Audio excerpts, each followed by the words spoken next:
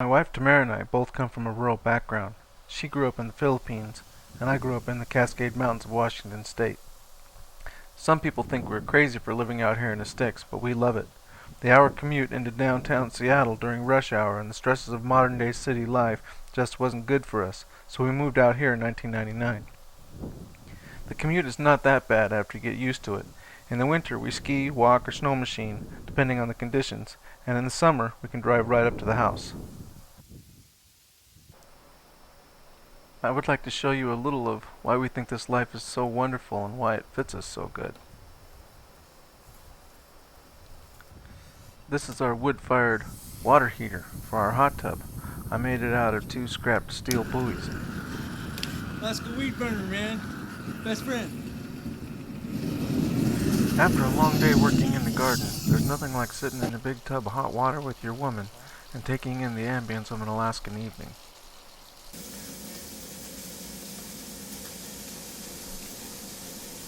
Pheasants are not indigenous here. This hen escaped from some farmer's pen and wandered itself over to our place. It's been hanging around and eating some rice I threw out the window. This is kind of cool. It's muskeg. It's sphagnum moss. They used this in I think it's World War One, for bandages. See how much water it holds? It's really absorbent. This whole thing is a big sponge. Anyway, when this stuff dies, it turns into peat.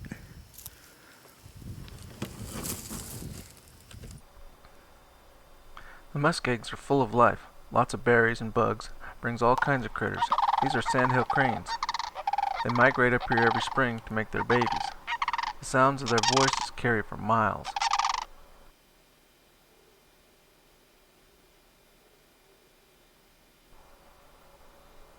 That one on the right is the male. He's attempting to woo her with his cool dance move and fancy footwork. But from my own experience with the opposite sex, I think she's more impressed with his persistence and perseverance, along with his dedicated attention to the quality of her affections.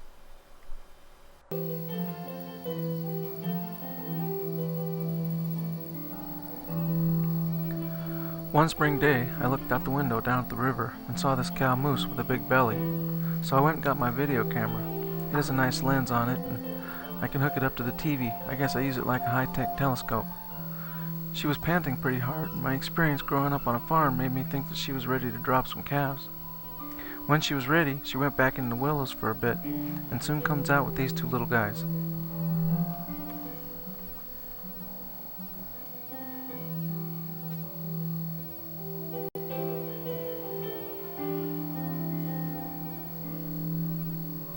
He's barely 3 hours old and getting his first swimming lesson.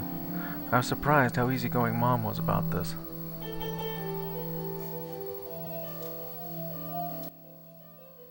See that bird right there? That bird is a grouse. We call it a spruce chicken.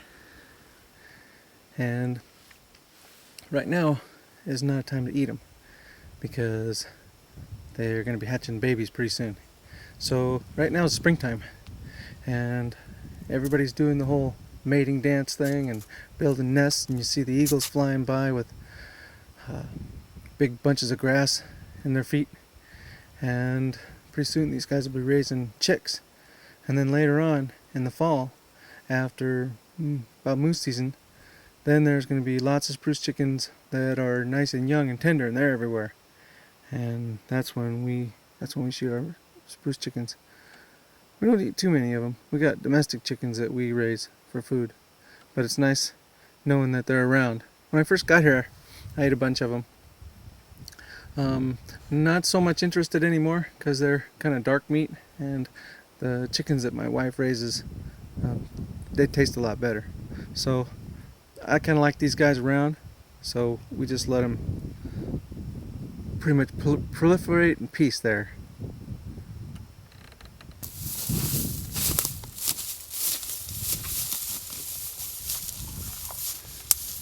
Roadkill, anybody? That's the thing you might hear around here, or you might hear somebody say, got any roadkill lately? We got a deal up here. There's a lot of moose. And when one's driving down the road, the moose inhabit the edges of the road, and it's easier for them going. They don't have to bust through deep snow, and there's a lot of small willows along the edge of the road. But the moose doesn't have a lot of tricks in his bag of tricks, and when he gets scared, one of his main bag of tricks is find an open spot that he can run. Oftentimes when a car comes and scares a moose, the open spot he runs happens to be right in front of you. And if it's dark, picture a full-sized quarter horse or Morgan horse slamming into it with a pickup truck at 60 miles an hour, or a Subaru. Anyway, there's sometimes 300 moose get killed on a highway in the wintertime from people crashing into it. And when that happens, there's a lot of the meat that's still good. So if a lot of folks around here get on the charity list and get signed up, and when there's a moose fatality, the troopers get on the phone list and start calling around. And when they get somebody, they start at the top of the list and work down. When they get somebody, they call them up and tell them where the moose is, and they need to go clean it up. And that's what happens. You get on the phone, you call your buddy, and they show up with knives and chainsaws and tarps and implements of destruction, and it's usually 3 o'clock in the morning in the middle of a blizzard. Because most folks, they drive pretty careful looking out for the moose. And usually when it happens, it's really bad weather. So anyway, you get 4 or 5 of your buddies and you go swarming down on it like a bunch of vultures. You cut the moose up and you put it in your pickup and you take it back to your shed, your shop, your basement, your kitchen, or wherever, and you cut it up, and then you share it between the guys that helped you do it. So my buddy Joel, that happened to him. The moose jumped out in front of him, and the very next day on my road to my house, here was this moose pelt that somebody had figured that there was a convenient place to get rid of the hide. They just drove out into the middle of nowhere and dropped it off. So I didn't want the bears to come and get it when I'm trying to walk back and forth. So I brought it home and salted it and stretched it out, and I'm going to make a drum hide for the kids over at the Nikolaevich school there, so they can have a drum for their pep rallies. That's what the plan is anyway.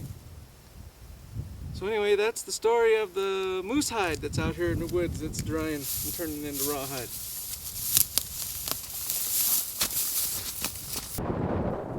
So this is Zydeco, smartest dog in the world. Back in the days when I lived in the city and drove a truck, I used to fantasize about having a dog. It's really nice. I got 2 dogs. This one follows me around everywhere, and I have another dog, Cirrus, who stays home and takes care of the farm. She's the chief of the farm security. Since we live off the grid, we don't have the electricity budget to run a heating oil stove or heat with electricity like you might if you lived in town. So we heat with firewood. I don't like being dependent on those big corporations anyway. With the way prices are rising every day, I'm glad we had a more than adequate supply of dead spruce trees for heat. It's carbon neutral and provides exercise that a body needs during these long winters. All you need is a good steel chainsaw and a Bravo snow machine with a tub sled. The house is made of 8x8 spruce timbers and insulated good with spray foam. It costs a lot for the insulation, but I'm glad we did it. We only burn 2 toboggan loads a week if the temperature is above 0. I wait for Mountain Stage to come on NPR on Sunday afternoon. I listen to it on my ear protection headphone radio. It's the perfect time of day. I love the quality of light. Well, that makes a better story than saying I procrastinate until almost dark. If the temperature is below 0, it might take 4 toboggan loads a week, but it's still not that much. And when it's that cold, it's easier to get firewood.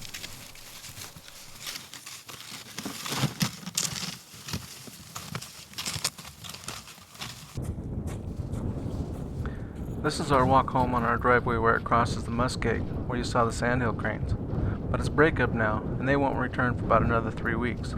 The spring's coming. I just heard a snipe. They're the first to arrive. If you like this video, click to subscribe. I expect to be making more.